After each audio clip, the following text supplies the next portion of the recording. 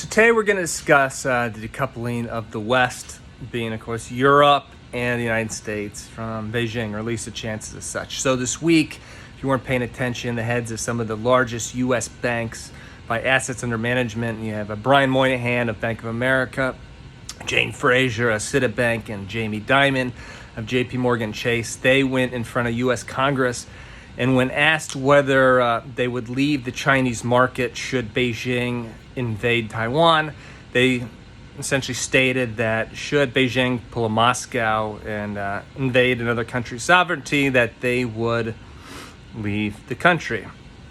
And this is pretty astounding that they said that they would treat the Chinese market the same as the Russian market, as even a couple of years ago, if you would have had the audacity to suggest, hey, what do you think about the coupling of the West from Beijing?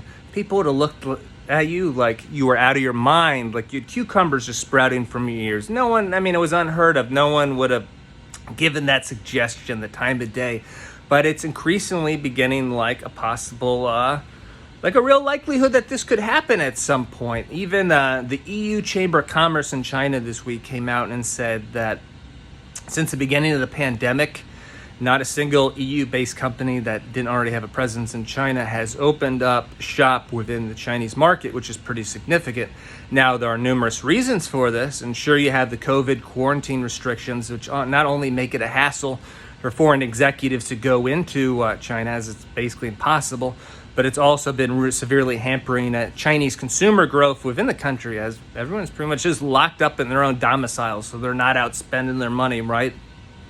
On top of that, the Uyghur Forced Labor Prevention Act passed by the U.S. Congress last year makes doing business in China a little more difficult and is helping China to quickly lose its allure as an investment destination. So if you haven't paid attention, there's an area in Western China. It's called Xinjiang. I could have butchered the pronunciation, but we're going to go with it. So this region, they have this ethnic group called the Uyghurs, and this is a minority Muslim group. And China, they essentially say they set up concentration camps. So people say the Holocaust never again. It's happening right now in Western China. Just people are getting from the forced labor camps, making all sorts of goods for Western companies. So the Congress, they passed a bill that says you're not allowed to use any goods stemming from Xinjiang, which so readily made goods aren't necessarily coming onto our market from Xinjiang. It's less than 0.1%, but unfinished commodities. So think, for example, like cotton. 20% of the world's cotton comes from Xinjiang, and that goes into being dispersed in products and t-shirts would not be made in other parts of not only China, but the world.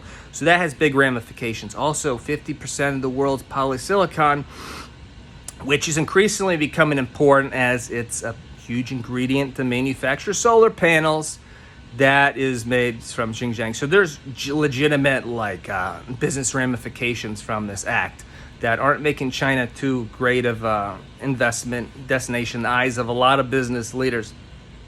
And then thirdly is the aforementioned the risk of China, being the Beijing government, deciding to give the green light on attacking Taiwan and going sending bombers and their military in. And again, a couple years ago, people would have looked at you like you're out of your mind if you even suggested the chance of Beijing invading Taiwan.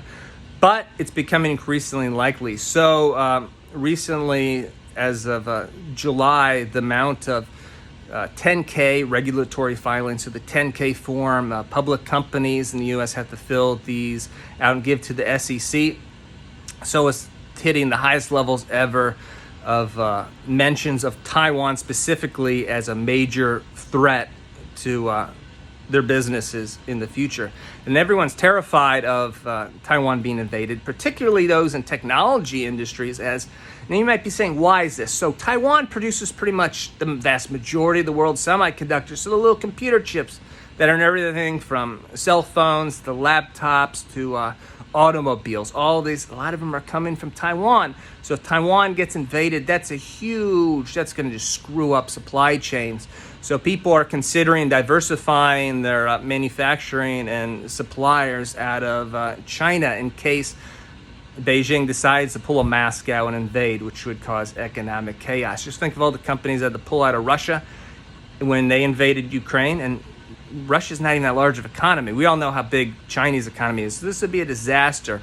But on the positive note, there are a lot of, with all this diversification, suddenly as supply chains from strictly focused on China, there's a lot of opportunities in the United States for onshoring, so companies that previously sent their manufacturing overseas and bringing it back. And same with friendshoring, which is we move our supply chains and manufacturings from hostile countries such as China to friendly countries. So think of like Malaysia, Indonesia, Philippines, Vietnam, India, what have you. So there's a lot of opportunities for not only domestically in the US and Europe, but also for these friendly, particularly Asian countries for manufacturing going forward. But I want to hear your thoughts. What are your opinions on the potential likelihood of a West to Beijing economic decoupling? And again, a couple years ago, people would have said you're crazy, but people would have said the same things about the COVID pandemic spreading, about Beijing ignoring their 1997 agreement with the British over protecting the